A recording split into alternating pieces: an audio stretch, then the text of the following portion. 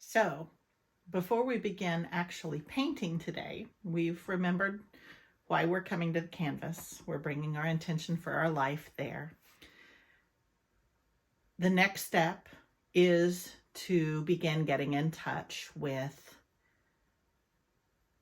the aspects of you that will bring those things to your life. So, you're going to need your canvas.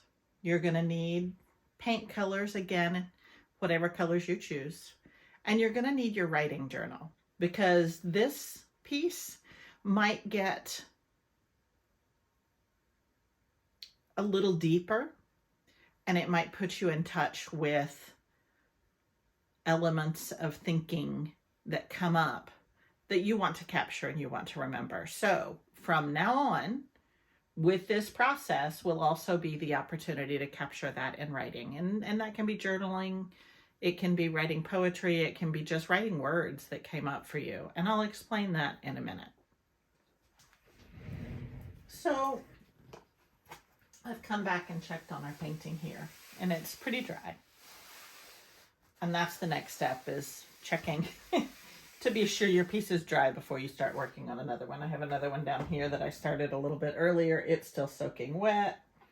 I'm going to move it out of our way because what you don't want is to drip on a piece that you really, really like. So the second thing we're going to do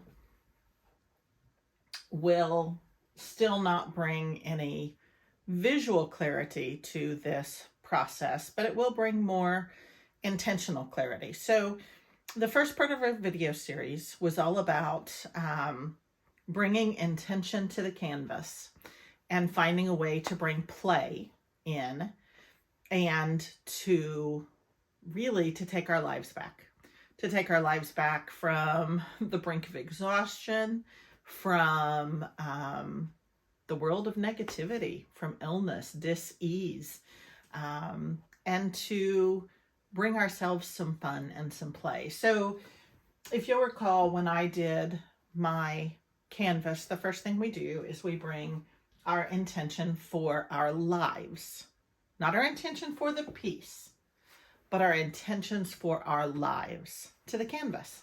And so right now, something that is very poignant to me is health. So I have all kinds of words about health here. And if you'll remember, I saw the arrow kind of pop up at the beginning, which could be a hint of something to come,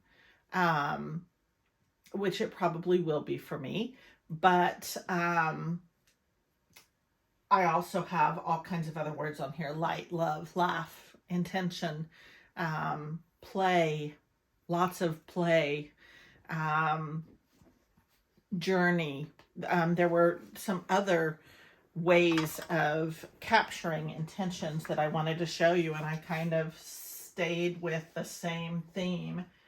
This one was grow, receive, simplify, be, create, journey, laugh, share. That's all about health for me too, and about what I want to bring to my life.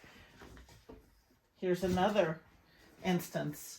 I started here, I believe, and I wrote words, and then I twisted it and wrote more words, and I twisted it and wrote more words, and I twisted it and wrote more words. This is another way that you can just get your intentions down. The intention is not that you do this so that you can see it again later or so that someone else can read it later. It is so that when you review this canvas at a later time, that one's still wet, that when you review this canvas at a later time, that you're reminded, that it triggers a memory for you. And it just becomes part of the piece. It changes the feeling of the piece. I know that sounds odd, but you'll understand it once you do it. And I just wanted to point out one more way. If you're doing this with children, which I hope you are, I hope you're playing with your children or doing this in your classroom. But if you're doing this with children, it doesn't have to be words. Or if it is words, they don't have to be spelled correctly. I misspelled 2 words on the one I was doing fast because I wasn't paying attention. Or, paint plopped and changed the way it looked. It doesn't matter. So, for here, I've got a cute little puppy dog, a house, a tree, flowers, a heart, birds, a boat, water, a trim, whatever you want to do, it works. But it's a way to get those intentions down. So this could be intentions about taking a family vacation together and what you want that to look like, or what you want your time to look like. What brings you happiness on the daily basis in your family. So that's the first step, is to bring your intention for your life to your canvas. And then we are going to just take some time and feel the canvas out, like I told you with this one. And I don't mean literally feel, but I find myself that I do. I told you that I saw an arrow here. That I felt an arrow there is what really happened. And so, that might be someplace I want to head. But before I do that, there are some things that we need to do. So for this part, I've basically started with red, yellow, blue. And then one of my favorite colors to use, aqua green. And there was a little splurt there that stayed of the periwinkle, no problem. And then I have a titanium white, and then I use a Payne's gray. Kind of comes off as a kind of a blue-black gray color. And so in this, in order to get to this place that I have health in my life, there's a word that comes for me as a poignant awareness. And that word is freedom. That I have the freedom to choose whether to make a good choice with the things that I do with my body, from eating to moving to belief systems I hold in my body, or I have the freedom to not do that. And so what we're going to do now, we're all going to paint, because my guess is that freedom has something to do with yours too. We're all going to paint with the concept of freedom. And so what we're going to do is pick up any brush. I always end up liking wash brushes or filbert brushes that just flat, because it lays down color. And then what we're going to do is we're going to pick up a color, and we're just going to make marks over this on the canvas. We're not trying to cover up. We're just trying to do what feels good. We're not trying to create art. We're trying to do what brings us freedom. What feels good in that freedom. What does freedom feel like? What does freedom look like? So we're just going to take paint on our brush, and we're just going to put it on the canvas, and we're going to keep going with the brush until that color isn't in our brush anymore. Okay? So if you want to change colors, keep going until it runs out and change colors. For me right now, I kind of want to lay down some yellow. So I'm just going to keep painting until my brush runs out. You notice I'm not glopping it on this time. And there's a reason for that. And I'll kind of explain that later. Until my brush runs out, and then I'm going to come over here and I'm going to put some yellow down over here. Now, what will happen as you're doing this, whether you're doing it yourself or doing it with children, we're all children, remember, right? Some of us have longer legs than others. What will happen is you'll take a look back and you'll look at it and you'll go, oh, well, I wish I hadn't done that. Now there's way too much yellow, or that doesn't look like it can become something in the end, or I'm not good at this. I don't know what to do. When that happens, take a deep breath and investigate. What is it that is keeping you from focusing on freedom and has you tied up, held captive as a prisoner of that belief that you can't? That belief that you're not good, and take a minute and write that down in your journal, because that is where the good stuff is. Listen to yourself. Listen to those thoughts that come up. And when something comes up, pause and write it down. Don't do anything with it. Just write it down for a minute. Take a deep breath. Tell yourself all we're doing is playing. We're just playing. And there is no wrong in play. There just isn't. There are no mistakes. There are only opportunities to learn and grow and see something magical come from it. So we're playing. We're not working at this. We're not struggling with this. We're not getting over anything with this. All we're doing is playing in this minute. So if there's anything that comes to you, we're taking the freedom to play. If there's anything that steals your freedom, stop and write it down. Let it go. Breathe it out. Pick your paintbrush back up and come back over here. Ooh, I love that. And just keep painting until your brush runs out of color. Look at that beautiful green that created. What I did was picked up a little bit of this turquoise blue and I just ran it right over the top of the yellow. And it's absolutely beautiful. Look at that. And see, now what have I done? Now what have I done if I want to be critical of myself? Now what have I done? Now I've taken so much of that yellow away. But look, I replaced it with that beautiful. So if I were thinking that thought, what have I done? I would write that in my journal. What have I done? And then I would look at, where did that come from? Blow it away. It doesn't matter in your life right now. What matters is that you're creating, you're playing, you're taking time for yourself, and you're just picking the paintbrush up and you're just adding color to the canvas until the color in your brush runs out. That's all you're doing. You're playing. You're playing until the color in your brush runs out. That's all. Oh, have you noticed what happened? We can't even tell there were words behind there in some of those places now, right? In the end, nobody's going to see what's there. All we're doing is playing. So I'm going to time-lapse this video.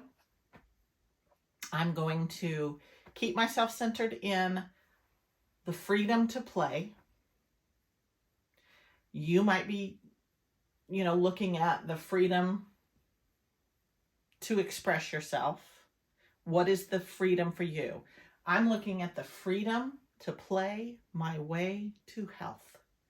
The freedom to play my way to health. That's my mantra.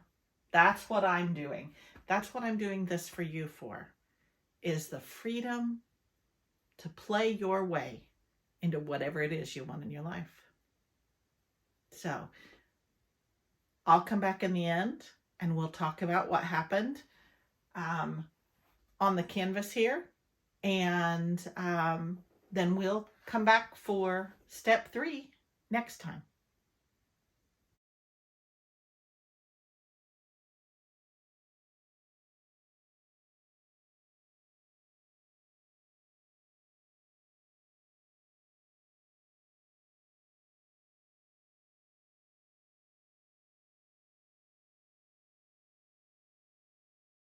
So here is the outcome of exploring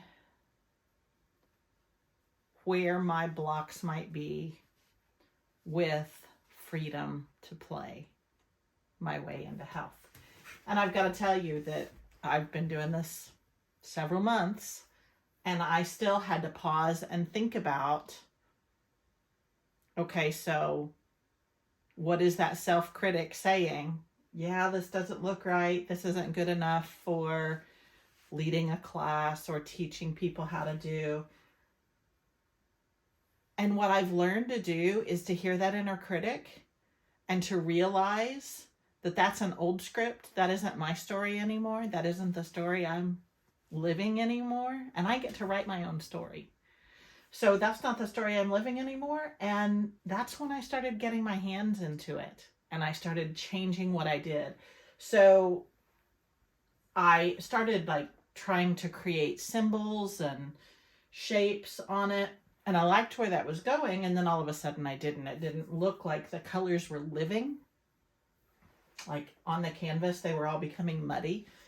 And so I stopped, and nothing is ever a mistake when you're painting. Everything can always be fixed.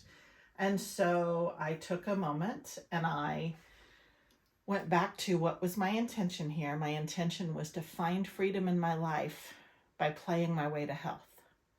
To find freedom in my life by playing my way to health.